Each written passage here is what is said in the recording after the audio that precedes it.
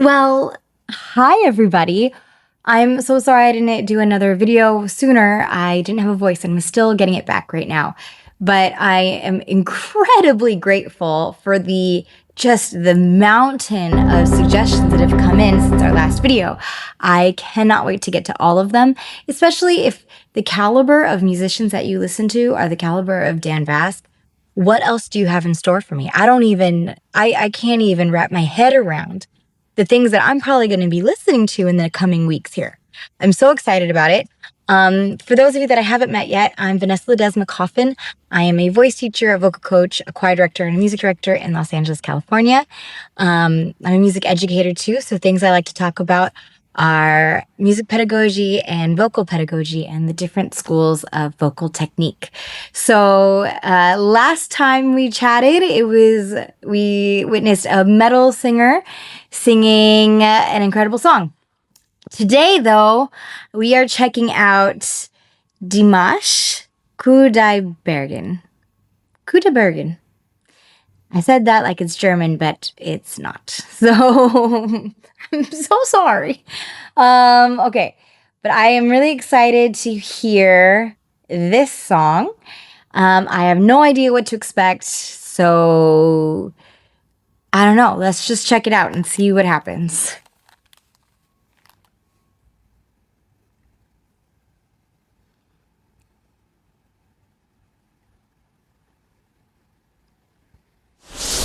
Казахстан всегда we're in гордился и гордится Kazakhstan. своими талантами. That is Сейчас so на сцену cool. выйдет All right, представитель sorry. уже нового поколения казахстанских звезд. Парень раньше нас, друзья, с вами понял, где больше зрителей, поехал в Китай. И, между прочим, там, внимание, победил в проекте «Голос». В Китае человек из Казахстана победил с хитом А-студио «Грешная любовь». Впервые на «Новой волне». Прорыв года. Димаш Qudaibergen. С песней «Грешная, страсть».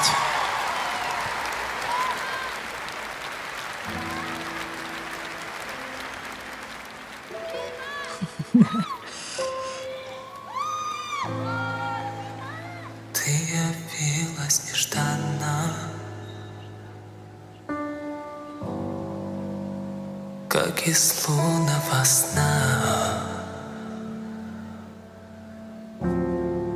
О, если б знала ты, что мне нужна, только ты одна.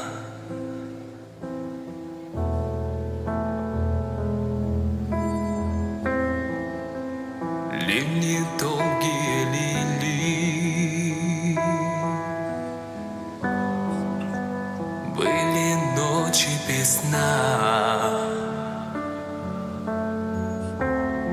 но в стуже сердце озарила, как весна. You alone warm up my cold heart like sunlight in spring. Wow, that's pretty deep. So I just want to take a moment to say that listening to this first part of the song, my whole body just feels so calm. I wonder if you feel the same way. It's so calming. He has such an energy that's just like... Anyway, let's keep going. Только ты одна.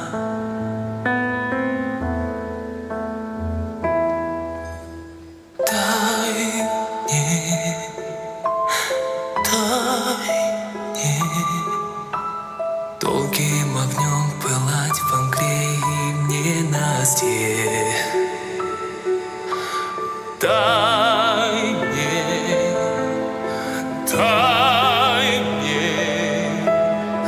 ночью и днем сгорать в костре грешной страсти.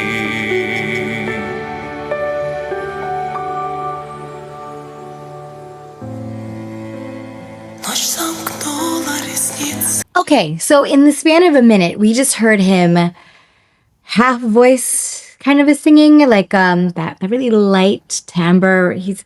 It's shallow. It's not very back. It's very forward. But then he went back into the back and let that resonance come out. And when I say went back in the back, it's like he opened up the back and used that full space, like lifting up the soft palate and using that full space in the back. And now fully falsetto. Let's see what happens. Woo. И вокруг тишина. The triangle. Забыты звуки, руки, лица. Не нужна только ты одна. Oof, so vulnerable.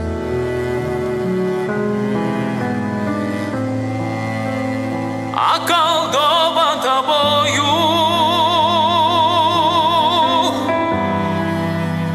Выпью зелье до дна. И ты вернешь меня из бездны в этот мир. Только ты одна.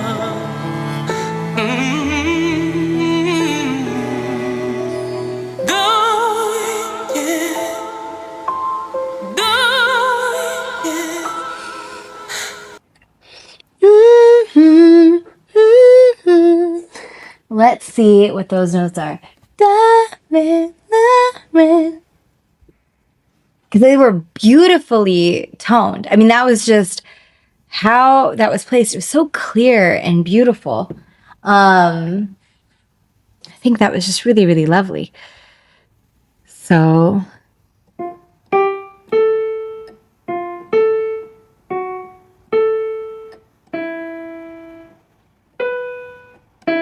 I cannot believe that. So A4 to E, B4 to E. That's kind of, I mean, that's pretty high. That's a really high note for a man.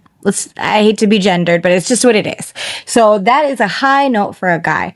That could be a high note for some women too. That's a high note for me with this voice right now. So that is crazy. That was beautifully clear and fully voiced.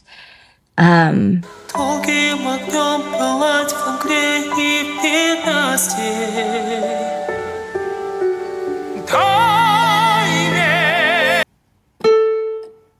Did you hear that? That like belting, that mixy belt that he just did? And is he gonna keep going? Ooh. Okay, but here's a great shot. So if you can see it, we're at minute 3:34. You can see the space, what he's doing. If you can zoom in here, you can see that his tongue is touching his bottom teeth. And if you are one of my students, you know every time I tell you to go for a high note, you are supposed to have your tongue touching your bottom teeth. And that is what he's doing right here. That space is so beautiful that he's making. I just can't believe that his chords can stretch so high to sing those notes so clearly and beautifully. He's got a really beautiful voice. Holy cow. So anyway, so that tongue is touching his bottom teeth. And that space that he's creating is like up and back, right back here. It's so beautiful.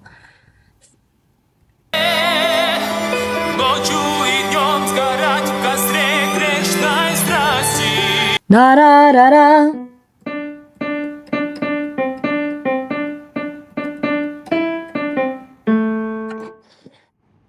He's a high tenor. That's pretty high.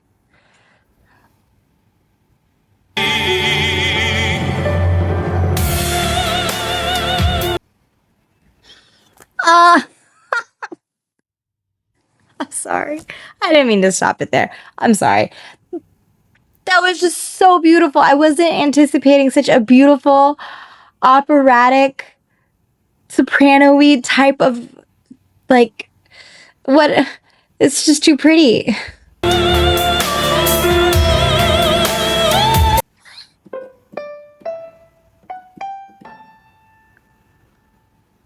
A5? A5? Little black little.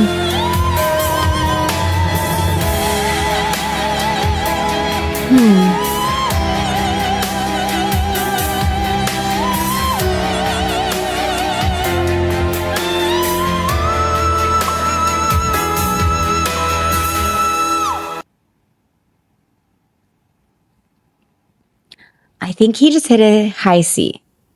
I think that was a C6.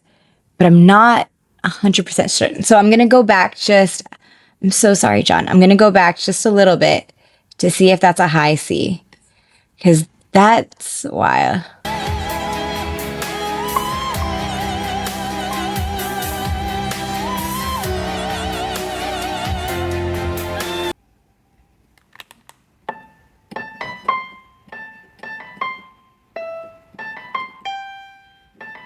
He touches it.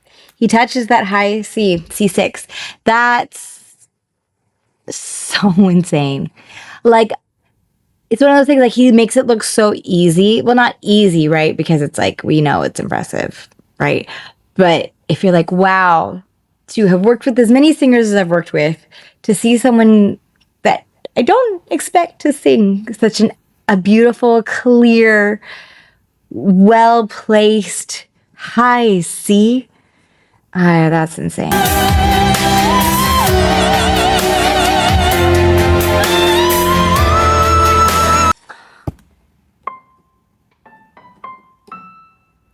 E6. I mean, I should have known that was coming. I should have known. What the heck?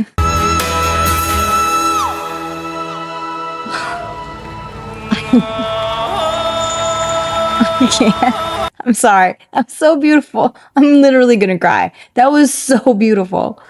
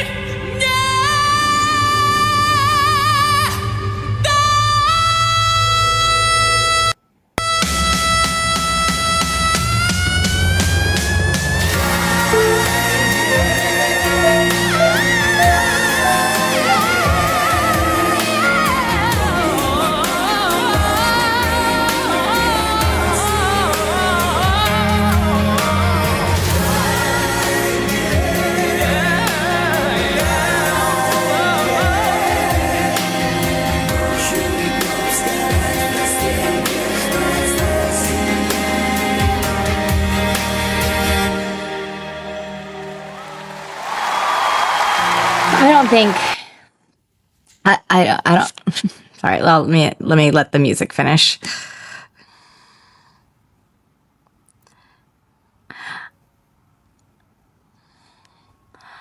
I don't know, can we appreciate how crazy that was? Because he was belting a note at the end there. And I was like, okay, that's a high belting note, right? So for women, it's like a high belt can start around A. Well, not a high belt, but a strong belt can start around A or B. So like, okay, start there. But it was even higher than that. So I want to try to find it. Sorry.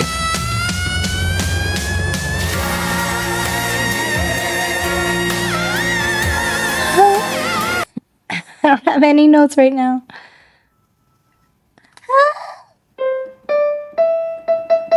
E5. He's belting an E5.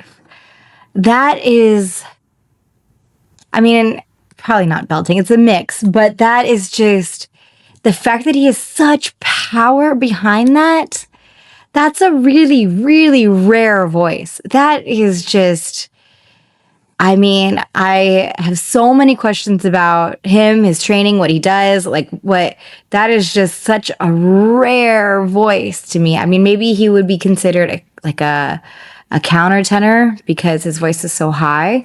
I don't even know what he would consider himself like, or if we even need to classify that voice. That is just, it's a rare one. It's rare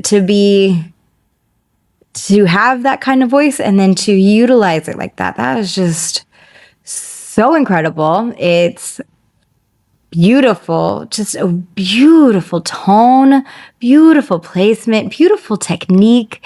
So, okay, we'll stop there. So regardless of however you want to think about his voice, maybe he's a countertenor, maybe he's a tenor with a crazy strong falsetto, whatever you want to think of his voice, however he feels his voice, right? So it would be kind of like, how does he kind of interpret the different placements of his voice. Do these high notes, does it feel like it's, does it feel like it's coming from his head voice? Does it feel like a really strong falsetto? What does it feel like when he sings it? You know, where does he place it? How does he think of it? I think that would tell us a lot. But that was just so beautiful. For my singers out there that are trying to train their voices to be higher, there's only so much you can do, right? You're born with a certain set of vocal cords, and there's only so much stretching you can do to stretch it higher or lower. There's only so many colors that you're going to be able to get out of your voice. Your voice is however thick or thin that your cords are, as thick or thin as they're going to be. They're as long or short as they can be, and you can stretch in either direction. Of course you can extend your range. Of course you can. But a voice like this, I don't know that you can train a voice to be like that. I think a lot of that is the voice he was born with, along with really great training. There had to be good training in there. And if he didn't get trained, then he has a really good ear, and he's able to take in the technique of other singers that he listened to and emulate that vocally. Like sometimes, you know, like people who can do impressions really well and stuff, it's like they have such a good ear, and that connection, the ear phonation connection, it's so clear. They communicate so well that they're able to do these impressions. They're able to manipulate their voice to mimic what they hear. So he either had really great training to be able to train this gift of a voice that he has, or he has an incredible ear and he's able to use that to emulate other singers and their technique, because it's good technique. You can't deny it. The placement's there, the shape is there, everything that you would look for in a trained singer is there. So I don't know anything about him. All I know is that voice is a gift, and thank goodness he is sharing that gift. What a shame it would be if he just sang in his bedroom and he was given that voice. Could you imagine? That would be such a shame. But I'm really glad that's not the case. Anyway, thank you so much for the suggestion. I cannot believe I got to listen to that today. I never would have thought that out on my own. So I'm really, really grateful that you told me to listen to this and suggested it. Until next time, my singers, keep learning, keep growing, and keep sharing your voice, because we really want to hear it. I'll see you in the next one.